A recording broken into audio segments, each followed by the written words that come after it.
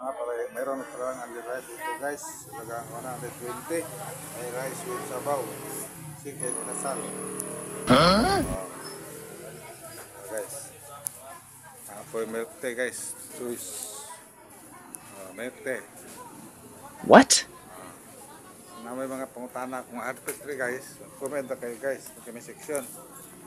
Dapat sila ikuan guys. Sana all. Chicken inasal. 180. 120 tapos bango sisig 180 chicken Uh-oh. sisig 180 pa rin alumin la hamburger 45 per kaya kala ko wala pang rice na